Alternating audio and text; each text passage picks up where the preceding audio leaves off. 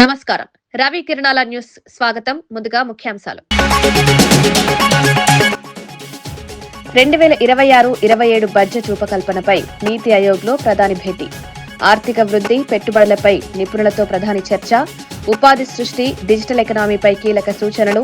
రైతులు, ఎంఎస్ఎంఈలపై దృష్టితో బడ్జెట్ అవసరమన్న అభిప్రాయం. బనకచెర్లకు అనుమతులు వచ్చినా స్పందన లేదని హరీష్ రావు విమర్శ. నీటి హక్కుల విషయంలో ప్రభుత్వం విఫలమైందని ఆరోపణ. రాష్ట్ర ప్రయోజనాలు పక్కన పెట్టారని హరీష్ రావు వ్యాఖ్య. తెలంగాణ నీటి హక్కులపై పోరాటం కొనసాగుతుందని స్పష్టం.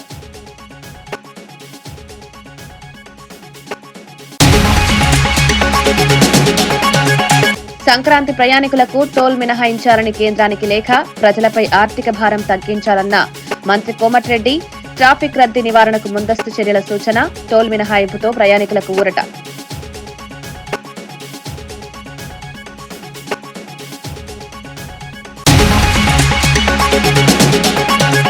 స్కీమ్ల పేర్లు మార్చి ప్రయోజనాలను మోసం చేస్తున్నారన్న వేణుగోపాలకృష్ణ విమర్శ. సూపర్ 6 పథకాలు విఫలమయ్యాయని ఆరోపణ. పాలనలో పారదర్శకత లేదని మాజీ మంత్రి వ్యాఖ్య. ప్రజల నమ్మకాన్ని ప్రభుత్వం నిలబెట్టుకోలేకపోయిందని ఆరోపణ.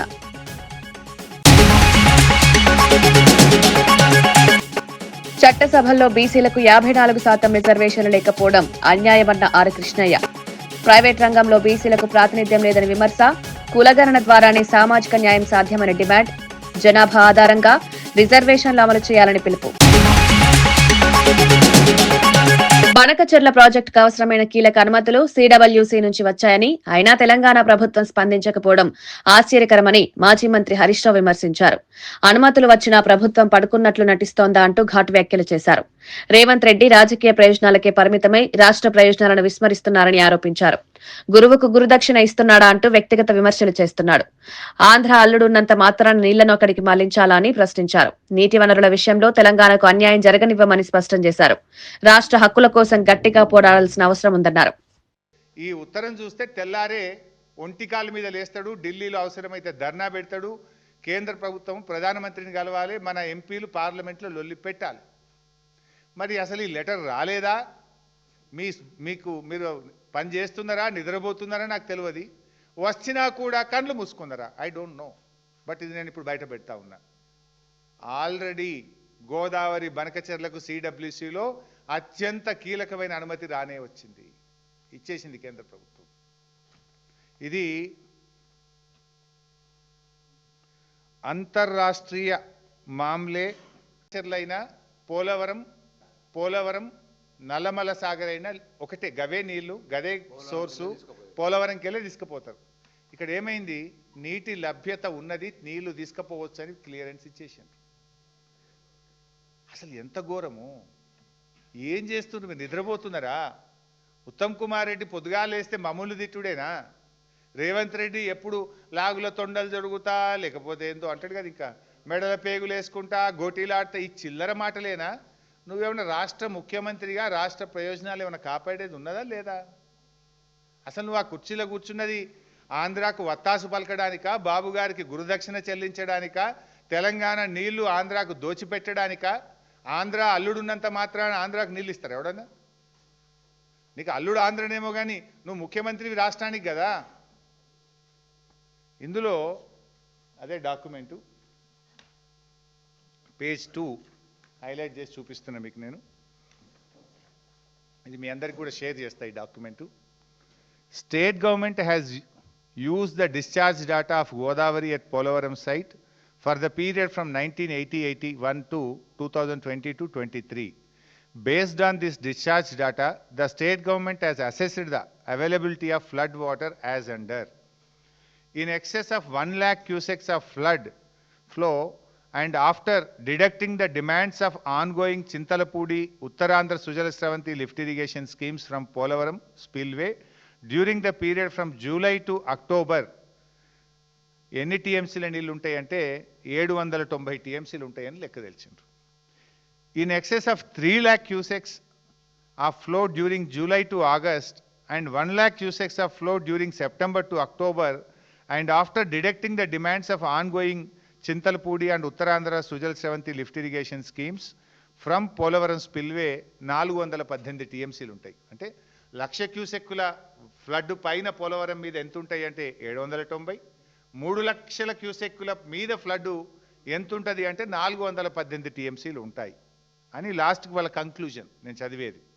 As the proposed diversion of 200 TMC of flood water from Godavari river during the period from July to October after deducting the demands of aforesaid lift irrigation schemes in both the above mentioned cases is lower than the availability of flood water, 75% dependability discharge of Polavaram Dam. Therefore, the proposal appears to complain to Annex G of the GWTD decision.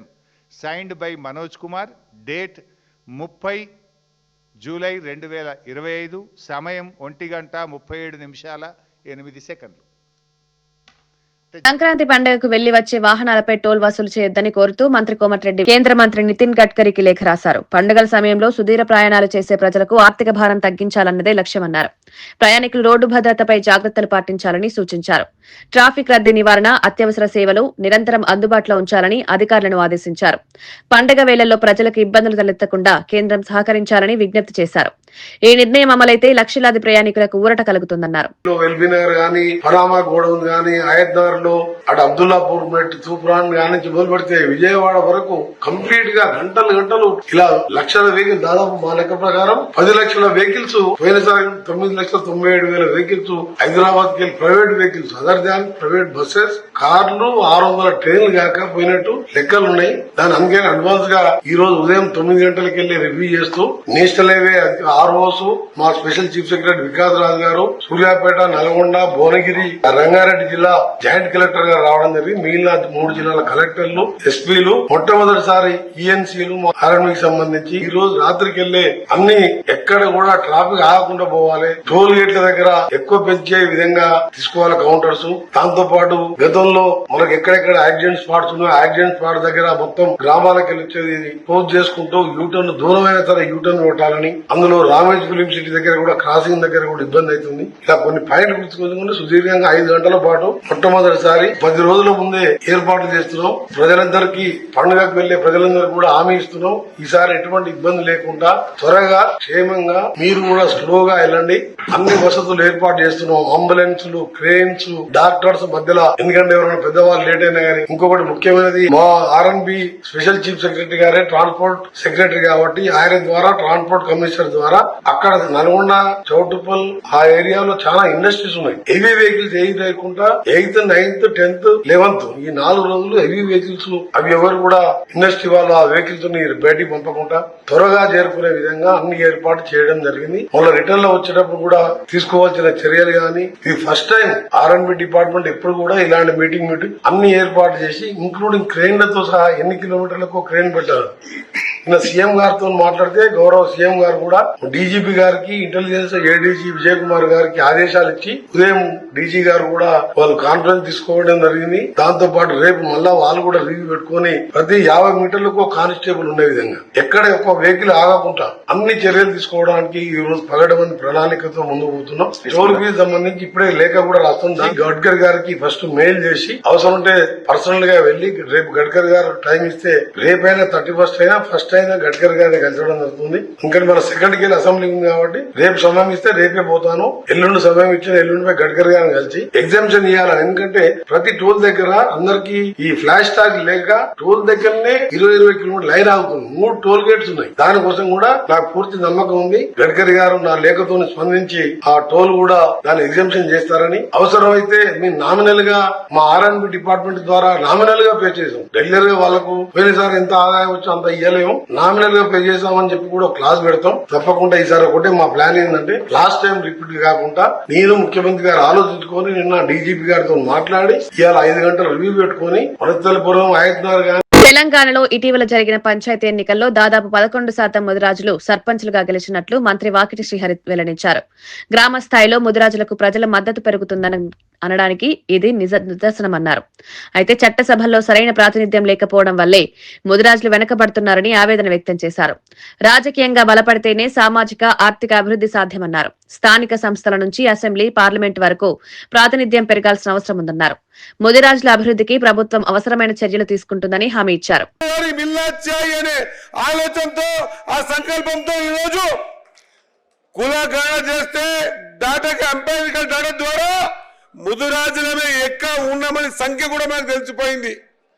సంఖ్య counting లో తెలుస్తా ఉంది, సంఖ్య జనాభాలో తెలుస్తా ఉంది, సంఖ్య సర్పంచుల గెలుపులో తెలుస్తా ఉంది, సంఖ్య ఉప సర్పంచుల గెలుపులో కూడా అధికారికంగా ముదిరాజులే గెలిచడం, కౌన్సిలర్లను కూడా అధికారికంగా ముదిరాజులమే గెలిచడం. కానీ బాధ అంతా ఎక్కడ వస్తుందంటే ఇంత పెద్ద ప్రామాణికమైనటువంటి సంఖ్య అసెంబ్లీలో లేదు, పార్లమెంట్ లో లేదు, మిగతా అధికారులకు వచ్చే కార్యక్రమాల్లో లేదు. దానికి కావాల్సిన ఆలోచన ఏంటి? ఆ ప్రణాళిక ఎక్కడ ఉంది? ఎట్లా మనం బయటపడాలి? ఒకరికి ఒకరు తోడైతే, ఒకరికి 10 మంది తోడైతే మనం ఆలోచన విధానాన్ని బయటికి ఎట్లా తీసుకురావాలి? దాదాపు ఎన్నో శతాబ్దాల నుంచి ఆలోచన ఉన్నటువంటి బీసీ డీబై నుంచి ఏకు రాకపోవడానికి కారణం ఏంది? ఎందుకంటే చట్టసభల్లో మనం లేవు కాబట్టి ఈ రోజు మనం వెనుకబడిపోతున్నాం అన్నమాట మర్చిపోద్దని తెలియజేస్తా ఉన్నా. స్వాతంత్ర్యం వచ్చి ఇన్నేళ్లు గడిచినా చట్టసభల్లో బీసీలకు 54% రిజర్వేషన్లు కల్పించకపోవడం తీవ్రమైన అన్యాయమని బీసీ నేత ఆర్ కృష్ణయ్య అన్నారు. మోడీ పాలనలో దేశం అభివృద్ధి చెందుతున్న ప్రైవేట్ రంగం, కోర్టులు, విద్యా వ్యవస్థలో ఎస్సీ, ఎస్టీ, బీసీలకు సరైన ప్రాతినిధ్యం దక్కడం లేదని విమర్శించారు. కులగణన ద్వారానే దేశంలో నిజమైన మార్పు వస్తుందని, లోపభూయిష్టంగా ఉన్న తెలంగాణ బీసీ సర్వేని సరిదిద్దాలని సూచించారు. సామాజిక న్యాయం అమలు కావాలంటే జనాభా ఆధారంగా రిజర్వేషన్లు కల్పించాలన్నారు. రాజకీయ సంకల్పం లేకపోతే బీసీల సమస్యలు పరిష్కారం కావని, అన్ని పార్టీలు ఈ అంశాన్ని గంభీరంగా పరిగణించాలన్నారు. ప్రపంచంలోనే బహుజన హితాయ బహుజన సుఖాయ సర్వే జన సుఖినో భవంతని నిర్దించిన వేదభూమి ఇది. ఈ భూమి లోపల, ధర్మభూమి లోపల ఇప్పటికీ సగం జనాభా పేదరికం కింద, అమాయకత్వం కింద నలిగిపోతున్నారు, అణచివేయబడుతున్నారు. సామాజికంగా, ఆర్థికంగా ఈ కులాలను కులం పేరు మీద తొక్కివేయబడ్డారు. ఇట్లాంటి స్థితి నుంచి విముక్తి జరగాలంటే నేటి ప్రధాని నరేంద్ర మోడీ బలమైన ప్రధాని. ఆయన హయాంలో అనేకమైన విప్లవాత్మకమైనటువంటి మార్పులు జరుగుతున్నాయి దేశంలో. ఈ దేశంలో గతంలో జరిగిన ఏ మార్పు కూడా ఇంత పకడ్బందీగా జరగలేదు. ప్రపంచం కూడా భారతదేశం వైపు తొంగి చూస్తున్నాడు. ఏంటిది? భారతదేశం ఒక అగ్రదేశంగా తయారవుతుందని. ఒకప్పుడు మన భారతదేశం బీద దేశాల సరసన ఉండే. ఈరోజు ఇప్పుడు ఎన్నో ర్యాంక్ వచ్చింది? 4వ ర్యాంక్ వచ్చింది. First America, 2 China, Japan, Germany, తర్వాత భారతదేశం. అంటే వరుసగా ఒకప్పుడు ఎక్కడో 150, 130 ర్యాంక్ ఉన్న భారతదేశము ఈరోజు 4వ ర్యాంకుకి వచ్చింది. ఇది ఇంకా తొందర లోపల 3వ ర్యాంక్ పోతుంది. 20 ఏళ్ళ తర్వాత నంబర్ 1 ర్యాంక్ రావాలని ప్రధాని మోడీ గారి ఆశయం. ఆ దిశగా అడుగులు వేస్తున్నారు. ఈరోజు భారతదేశ కీర్తి ప్రతిష్టలు ప్రపంచంలో వెలిసిపోతున్నాయి. ఇట్లాంటి పరిస్థితుల్లో ఈ దేశంలో పేదవారు, ఆ సామాజిక సమానతలు, ఆర్థిక సమానతలు, ఇంకా ఇవన్నీ దీనజనాలు ఉండడం భావ్యం కాదు. అందుకే ఈ సమాజంలో మార్పు రావాలి, సంస్కరణలు రావాలనేటువంటి దిశగా మనం చాలా రోజులుగా తెలంగాణ లోపల బీసీల అభివృద్ధి కోసం అనేకమైనటువంటి కార్యక్రమాలు చేపట్టడం జరిగింది. మొట్టమొదట వీళ్ళు చదువుకోవాలి. చదువు ద్వారానే పేద కులాల యొక్క గౌరవం పెరుగుతుంది, అభివృద్ధి జరుగుతుంది. ఈ కులాల యొక్క సమాజం లోపల ఉన్నత స్థితికి చేరుకుంటారు. విద్య ద్వారానే సమాజంలో మార్పు వస్తుందనే ఆశయంతో 40 ఏళ్ళకుండా హాస్టల్ సీట్ వస్తే చదవని పరిస్థితి, ఫీజులు కట్టలేక, స్కాలర్షిప్ రాక, చదువుకోలేక నానా ఇబ్బందులు పడ్డటువంటి ఈ బీసీలకు హాస్టళ్ళు పెట్టాలి, గురుకులాలు పెట్టాలి, స్కాలర్షిప్లు మంజూరు చేయాలి, ఫీజులు మాఫీ చేయాలని అనేక పోరాటాలు చేసి దేశంలో ఎక్కడ లేని విధంగా ఇక్కడ స్కీమ్లు పెట్టేయడం మూలంగా ఈరోజు చాలా పెద్ద ఎత్తున ప్రతి ఇంటిలో డిగ్రీ పీజీ చదివే ప్రకారం ఉన్నాడంటే ఈ 2 తెలుగు రాష్ట్రాలే. పక్కకే కర్ణాటక ఉంది, ఈ పక్కన తమిళనాడు ఉంది. అక్కడ మీరు పోయి చూడండి, బీసీలకు ఎలాంటి స్కీములు లేవు, ఎలాంటి అభివృద్ధి లేదు. ఇక్కడ మాత్రం చాలా అభివృద్ధి మనం తీసుకొచ్చాం, చేస్తున్నాం. అందుకే ఈ మధ్యకాలం లోపల బీసీలందరూ కూడా మొట్టమొదట ఇది దేశం ప్రజాస్వామ్య దేశం. ఈ దేశం లోపల ప్రజాస్వామ్యం లోపల అన్ని కులాలకు, అన్ని సామాజిక వర్గాలకు వారి వారి జనాభా ప్రకారము రాజకీయ వాటా ఉండాలి. కానీ 76 ఏళ్ళు అయితే వాటా ఇవ్వలేదు. అందుకే వాటా రావాలంటే ఈ ప్రజాస్వామ్యం పేరుకే డబ్బున్నోడే ఎమ్మెల్యే అవుతున్నాడు, డబ్బున్నోడే ఎంపీ అవుతున్నాడు, డబ్బున్నోడే రాజు అవుతున్నాడు. అందుకే డబ్బు లేనటువంటి బీసీలు రాజకీయంగా రారు.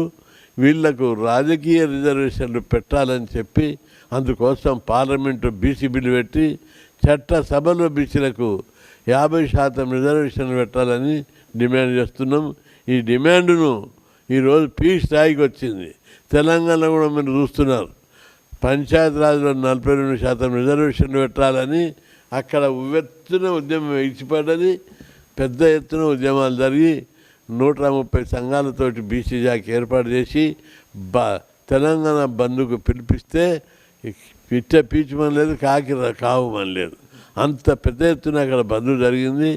అదేవిధంగా దేశం లోపల ఏదన్నా మేలు జరగాలంటే అది మోడీ ద్వారా మాత్రమే సాధ్యం.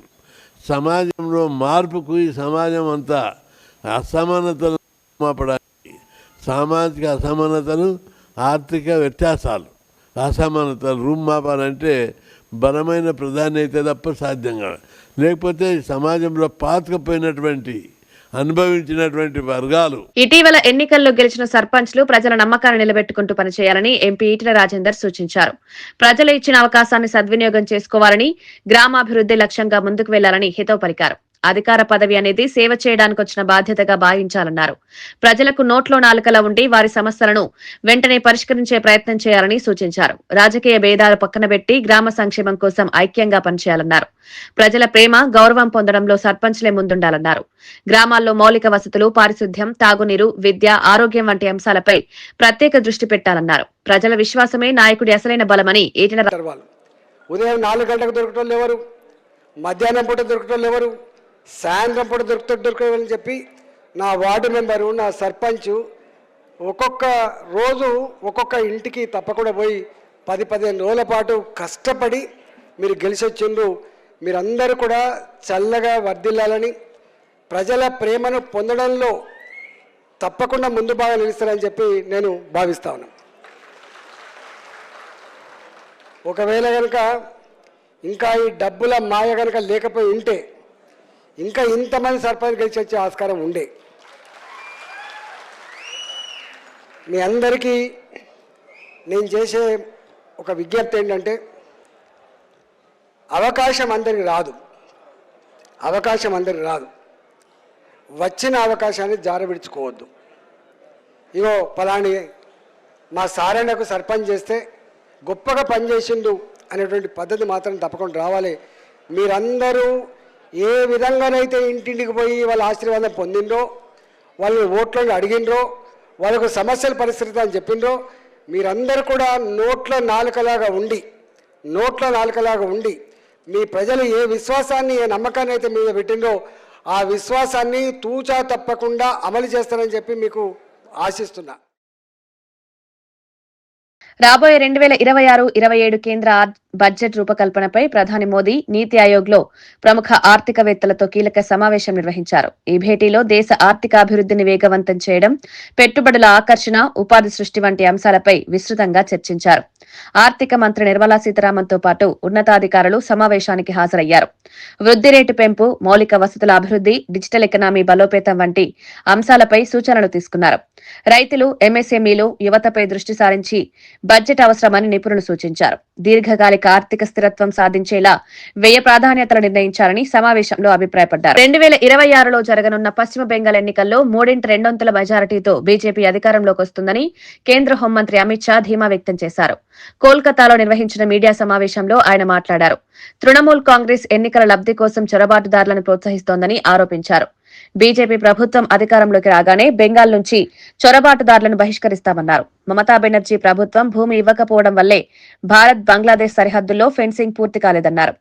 బెదిరింపు హింసాత్మక రాజకీయాల్లో టీఎంసీ లెఫ్ట్ పార్టీలను మించిపోయిందని విమర్శించారు. బెంగాల్ ప్రజలు మార్పు కోరుకుంటున్నారని అమిత్ షా అన్నారు.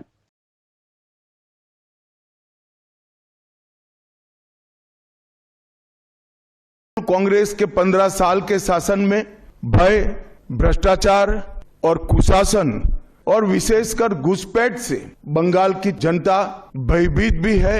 बंगाल की जनता को और वादा भी करना चाहते हैं कि मोदी के नेतृत्व में बंगाल में भारतीय जनता पार्टी की सरकार बनने के साथ ही यहाँ की विरासत को हम पुनर्जीवित करेंगे और गरीब कल्याण जो बंगाल का आज बहुत महत्वपूर्ण मुद्दा बना है, यहाँ पर भी गरीब कल्याण को प्राथमिकता दी जाएगी। एक ऐसी मजबूत राष्ट्रीय ग्रिड बनाएंगे जो बंगाल से घुसपैठ को समाप्त कर दे। इंसान छोड़ दीजिए, परिंदा भी पैर नहीं मार पाए, इस प्रकार की एक मजबूत ग्रिड की रचना हम करेंगे और न केवल घुसपैठ रोकेंगे, सारे घुसपैठियों को चुन चुन कर भारत के बाहर निकालने का काम भी భారతీయ జనతా పార్టీకి బంగాల్ సర్కార్ కరే. స్కీమ్ల పేర్లు మార్చి ప్రజలను మోసం చేయడంలో చంద్రబాబు ప్రభుత్వం విజయవంతమైన, పాలనలో మాత్రం పూర్తిగా విఫలమైందని మాజీ మంత్రి చెల్లుబోయిన వేణుగోపాలకృష్ణ విమర్శించారు.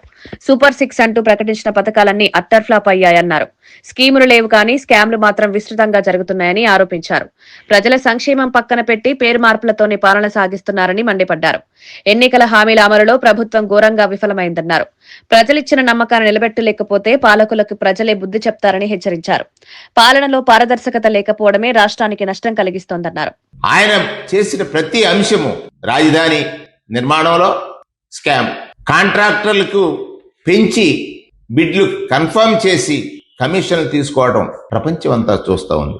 కంపెనీలకు స్థలాల కేటాయింపు పేరుతో 99 పైసలకి భూములు లీజుకిచ్చి కోట్లాది రూపాయల భూముల్ని తన వాళ్ళకి అప్పచెప్పడం ద్వారా తాను పొందుతున్నటువంటి లాభం గురించి ప్రజలు చర్చించుకుంటున్నారు. ఈ రాష్ట్రంలో నూతనంగా ఒక పెన్షన్ పొందలేని పేదవాడు మీ పాలనలో మంచి జరుగుతుందని ఆశించి ఓటు వేసి కుమిలిపోతున్నాడు, కుప్పకూలిపోతున్నాడు. భూములిచ్చిన రైతు ప్రాణాలు వదిలాడే. దానికంటే ఉదాహరణ ఏముంది? మీరు మోసం చేశారంటానికి, మీ ప్రభుత్వం బాధ్యత రాహిత్యంగా పనిచేసిందని అంటానికి. భూమినిచ్చిన రైతు వాగులో నాకు పట్టా ఇస్తారా, నా ఇల్లు నేను ఇవ్వనని చెప్పి ప్రాణాలు వదిలాడే. ఇంతకంటే వైఫల్యం ఏముంది? మీకు లాభం చేకూరే ప్రతి పనిలోనూ స్వార్థమే ఉంది తప్ప ప్రజలకు ప్రయోజనం లేదని ప్రజలు చర్చించుకుంటున్న విషయాన్ని చంద్రబాబు నాయుడు గారు గమనించాలి. మీరొక్కడేనా ఆశిస్తున్నారు ఈ రాష్ట్రంలో భయాన్ని సృష్టించాలి, ఈ రాష్ట్రంలో వ్యవస్థలన్నింటినీ కూడా గుప్పిట్లో పెట్టుకోవాలి అనేటువంటి ఆలోచన? నేను అడుగుతున్నాను, నేను కోరుతున్నాను, ఈ రాష్ట్రంలో యూనిఫారం వేసుకున్న పోలీస్ శాఖను గాని, ప్రజాధనంతో ప్రజల దగ్గర గౌరవం పొందేటువంటి ఉద్యోగ వ్యవస్థలను గాని మీరు ప్రజలకు జవాబుదారీ. ఈ ప్రభుత్వం మీకు జీతాలు ఇస్తున్నా, మీకు హోదాలిచ్చి గౌరవాన్ని పెంపొందిస్తున్నా దానికి కారణం ప్రజలు. మీరు పనిచేయాల్సింది ప్రజలకు జవాబుదారీగా. ప్రజా సమస్యలు తెలిసిన మీరు వాటి పరిష్కారం కోసం ఎక్కడైనా అలసత్వం గాని లోపం గాని చేస్తే నష్టపోతారు ప్రజలు. మీ వృత్తి ధర్మానికి అది విఘాతం, మీ వృత్తి ధర్మానికి అది చెడు. ఇవాళ పాలకుడు నిర్ణయాలకి జీవనశైలి మార్పులు, ఆహారపు అలవాట్ల కారణంగా ప్రజల్లో క్యాన్సర్ కేసులు పెరుగుతున్నాయని ఎంపీ భరత్ ఆందోళన వ్యక్తం చేశారు. విశాఖలోని మహాత్మాగాంధీ క్యాన్సర్ ఆసుపత్రిలో ట్రోమోథెరపీ మిషన్ ను ఆయన ప్రారంభించారు. ఆధునిక వైద్య సాంకేతికతతో క్యాన్సర్ చికిత్స మరింత సమర్థవంతంగా మారుతుందన్నారు. ముందస్తు గుర్తింపు, అవగాహన ద్వారానే క్యాన్సర్ నియంత్రించవచ్చన్నారు. ఆరోగ్యకరమైన ఆహారం, వ్యాయామం, అలవాట్లు మార్పు అవసరమని సూచించారు. క్యాన్సర్ చికిత్సలో విశాఖ కేంద్రం కీలక పాత్ర పోషిస్తుందన్నారు. ప్రజలకు నాణ్యమైన వైద్య సేవలు అందించడమే ప్రభుత్వ లక్ష్యమని ఎంపీ భరత్ స్పష్టం చేశారు. ఇవాళ మొదటి టోమోథెరపీ ఎక్విప్మెంట్ ఇవాళ మహాత్మా గాంధీ హాస్పిటల్ విశాఖపట్నంలో ప్రారంభించడం జరిగింది.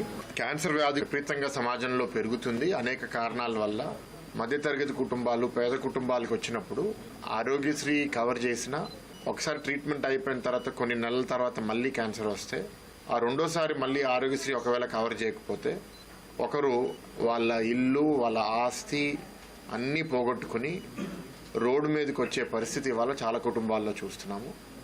ఇది చాలా బాధాకరమైన ఇష్యూ.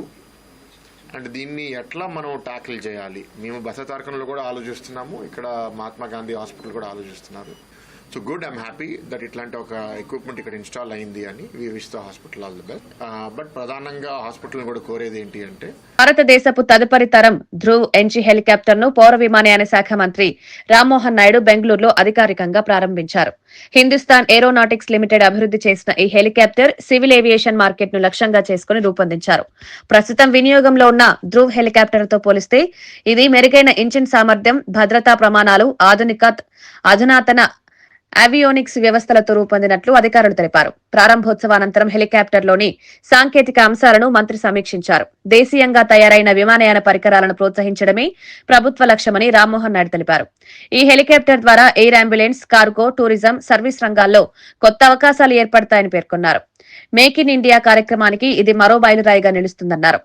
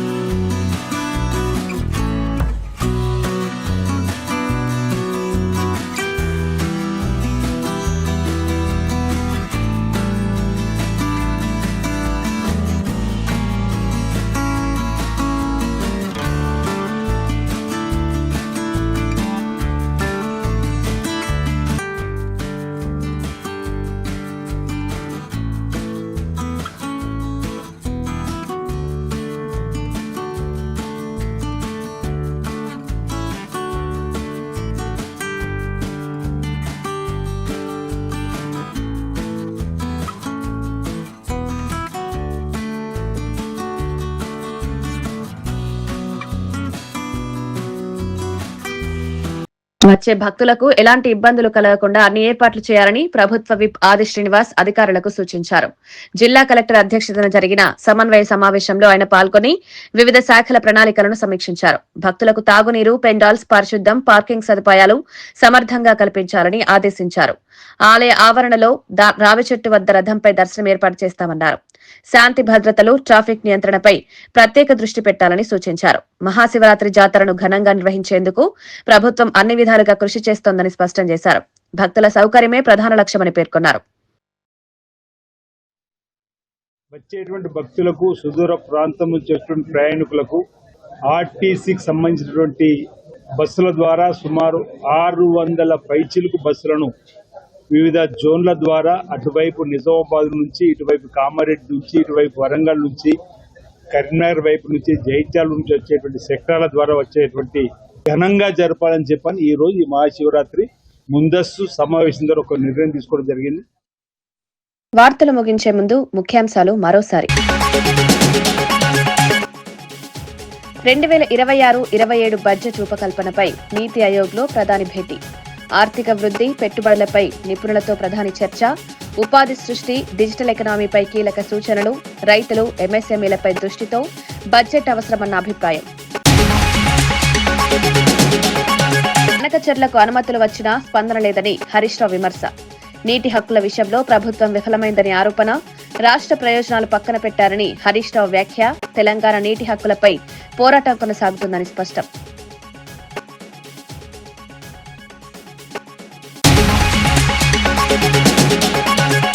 సంక్రాంతి ప్రయాణికులకు టోల్ మినహాయించాలని కేంద్రానికి లేఖ, ప్రజలపై ఆర్థిక భారం తగ్గించాలన్న మంత్రి కోమటిరెడ్డి.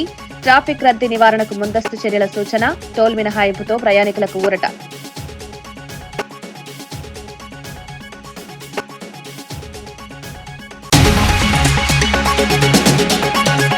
స్కీమ్ల పేర్లు మార్చి ప్రయోజనాలను మోసం చేస్తున్నారన్న వేణుగోపాలకృష్ణ విమర్శ.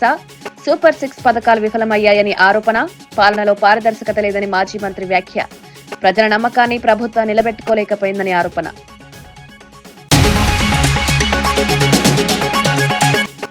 చట్టసభల్లో బీసీలకు 54% రిజర్వేషన్లు లేకపోవడం అన్యాయమన్న ఆర్ కృష్ణయ్య. ప్రైవేట్ రంగంలో బీసీలకు ప్రాతినిధ్యం లేదని విమర్శ. కులగణన ద్వారానే సామాజిక న్యాయం సాధ్యమని డిమాండ్. జనాభా ఆధారంగా రిజర్వేషన్లు అమలు చేయాలని పిలుపు. ఇవి ఈనాటి వార్తా విశేషాలు. మరో బులెటిన్లో మళ్ళీ కలుద్దాం. నమస్కారం.